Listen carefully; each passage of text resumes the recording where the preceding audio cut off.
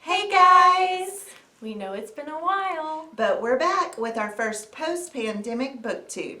That's Yoli, And that's Shelby. and we're coming at you from the Santa Carmina Goss Library in Mont Belvieu, Texas. And we are going to talk about some new books today. The first book we're going to talk about today is My Darling Husband by Kimberly Belle. It is a domestic suspense, so we have a story about a family, a husband and wife. He is a celebrity chef, and then they have 2 kids. So they're just living the life. Of luxury. Yes. And then one day, someone breaks into their house and now is holding them hostage, and there's a ransom. So A mystery masked man. it's not a COVID mask. It's not. It's a mask. Yeah. They don't know who it is. But do they? Oh. Yeah. Yeah, she read this book. Yeah. It was good. He, so Cam, the husband, is trying to gather up the ransom money. He's kind of having a hard time, and so that leads Jade to be like, They're having a hard time. I thought they lived a life of luxury. Well, They they don't. got some secrets, and Jade's quickly finding out that maybe they're not as financially secure as she thought they were, because Cam doing some shady stuff on the side, maybe. Where's the money going? It's a good question, Cam. And didn't it say, when I read the description, like, the masked mystery person knows some things? Like, that's the reason they're holding them hostage? Yes, and it is somebody that they know, and so he has his own reasons for doing this. So we do have this available here, and you can come grab it and see how this mystery unwinds. So the next new book we're going to talk about is called The Night Shift by Alex Finlay. So this book takes place, it starts off in 1999 on New Year's Eve. Okay. So the expectations for Y2K were really high. I remember Everyone those thought days. everyone thought the world was going to end. Planes were going to fall out of the sky. You took all your money out of your bank account? Yeah, you held your Yes. money and you thought things might just randomly explode. I don't know. But then, of course, none of that happened, so that's good. But a tragedy did happen that night at a Blockbuster in New Jersey. 4 teens were working the night shift and they were attacked. Oh, And only one makes it out and survives. wow. So that did happen, and during that incident, the police did identify a suspect as one of the victim's boyfriends. Yeah, he was a boyfriend of one of the ones that was But, murdered. so she didn't even make it. I don't know, it said victim. Okay. Yeah. So that, he is a suspect, but then you fast forward 15 years in the same town, another night shift of 4 teenagers, but they were working at an ice cream shop. They get attacked, and only one survives again. That's like a real true story, because there was a story of an ice cream attack in Austin. Also, like Texas? Yeah. Oh. That's a true story. But so I wonder if that Like it's based kind of. kind of loosely based on that story, and then I don't know, I think it's going to be kind of interesting to have all that old nostalgia in the story Oh, of yeah. Blockbuster and Y2K, so if you're Yeah. an adult in those times, it'll probably be interesting. So in the same town, 2 night shifts of teens are attacked, and only both times one survives. 15 years apart. I feel like there's something, Yeah. a reason for that. Maybe there's a connection too of the kids from then and these kids. So if you're interested in seeing what happens in this book, we have it available at our library, so come check it out. The next book we're going to talk about is 9 Lives by Peter Swanson. So he's a pretty popular author. I've read a few of his other books. So if you like him, this is his latest one that just came out this month. 9 strangers receive a list with their names in the mail. It's just a list of names, nothing else. Just random. Yeah. And Seems random anyway. it does seem random. 9 people from all across the country, different career fields. Different It lives. seems like they don't even know each other.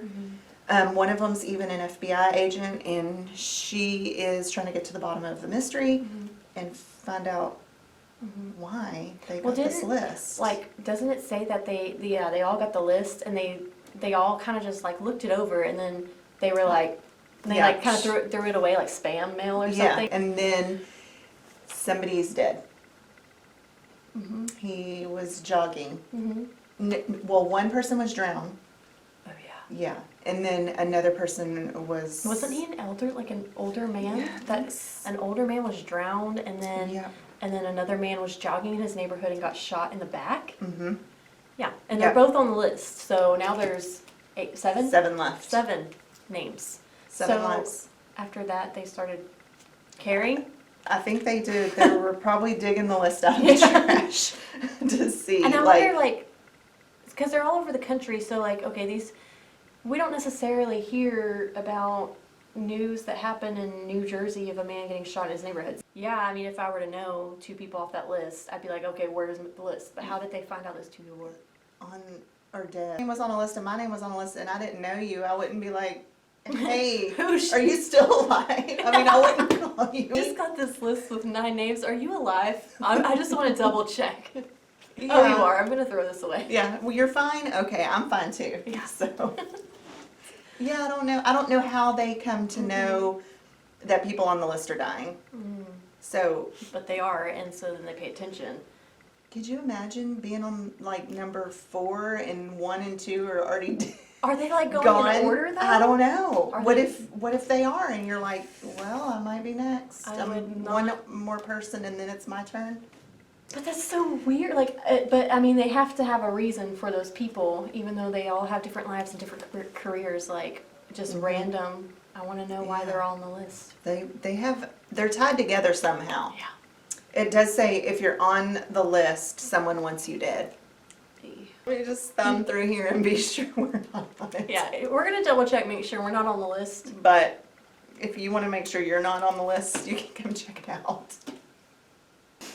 Well, I'm interested to know why these people are on the list. I know, it kind of, it does make you wonder, like what do they have in common and who's after them. So if you are interested to know, you can stop by the Mont Bellevue Library and pick this one up. Up next we have This Might Hurt by Stephanie Wrobel. This book is about 2 sisters that don't really like have, I mean, they're not that great of, close. They don't keep in touch that often. There's a sister named Natalie and the other sister is named Kit. And Natalie hasn't really heard from Kit in like half a year or so. They did lose their mother, so their mother did pass away and Kit was having a hard time with that.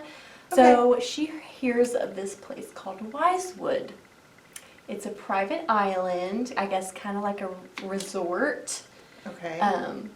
But there's some rules to it that are up front. Like if you would like to go to Wisewood, if you would like to go to this private island, you have to commit to a 6-month stay. There are some rules, as in you don't have access to internet, you don't have a phone. Totally a bad thing. Well, no, it's not. But you don't have contact with anyone either. Like anyone outside the island, your family, anyone you know, friends. Can you have friends on the island? I mean, I guess, huh? if y'all go together, I don't know. If you sign up at the same time I do, we'll look out for each other. Make sure this place isn't weird. Otherwise, I'm like, see you in 6 months. Yeah. I can't call you. Yeah. Okay, no texting. Yeah, so there's rules and you have to be there for 6 months, and they say it's for the best of the people there, for their experience. It's to like work on themselves and become stronger as people, as individuals. So that's what they claim the purpose is for. So Sounds Kit, like it could be a good thing. yeah. So Kit decides she wants to go, and Natalie's like, no, that just sounds weird. I don't think that's a good idea. But Kit goes anyway. She's like tired of her sister telling her what to do and just negative. So she goes, and then 6 months down the road, Natalie gets an email from Wisewood stating that they know something, like they know her secrets, and if she doesn't come clean to her sister, are they going to keep her there? I think are they going to expose them? Oh, yes, yes. What if Natalie killed the mom? What if Natalie killed the mom? I mean, Oh, I didn't even think about that. and Kit is over there crying in the shower over her mom, but And Natalie, she's like, just get over it. yeah, just get over it. Ooh. I don't know, like, who is at Wisewood and how they found out about her secrets and And that's weird. why they care so much about them coming clean to one another. I guess, unless they are that dedicated to making Kit's life better. Just Kit? So Wisewood is like, forget you, Natalie, we're gonna make Kit's life better. Amazing. So you have to come clean to her, and even though your life is horrible now because of it, Kit is excelling. The biggest question is, what are these secrets that Wisewood really cares so much for her to come clean about? I know. And are they like that with everyone else's secrets too? What, I mean, what if they have like 200 people there and they got to keep track of all these their secrets? lives? I don't want to work at Wisewood. I don't either. No. I don't even want to go there. No, we're not Changed my going mind. to a 6-month private island. Not a good idea. Not signing up. But if you are curious to see, If you want to go to Wisewood, if you would like to take a trip or find out more about Wisewood, the book is here, available for you to check out. the last book we're going to talk about today is called Reminders of Him by Colleen Hoover. And if you have not read Colleen Hoover, she has quickly become very popular, and her books do not stay on the shelf. Yeah, they are always reserved and checked out. Yes, so if you want to find your next favorite author, you can read anything by her and you're probably going to like it. So with Reminders of Him, we have a young girl named Kenna Rowan, and she just served 5 years in prison, and she got out. We don't know why, we're not told. It does say that she has a 4-year-old daughter, so she obviously gave birth while she was locked up. So that's kind of sad. So it sounds like she's come back to her small town or wherever she lived before she went to prison, and her reputation might be kind of tainted, and they're kind of avoiding her. But we don't know what she's done or been accused of. No, and we don't know why she went to prison. Okay. We do know that a local bar owner named Ledger is kind of, befriended her, and it's like, I'm still going to be your friend or whatever. Because And- everyone else isn't, like, yeah, they're looking at her. no. So they, I guess, begin to become really close, but that could also cause problems for them.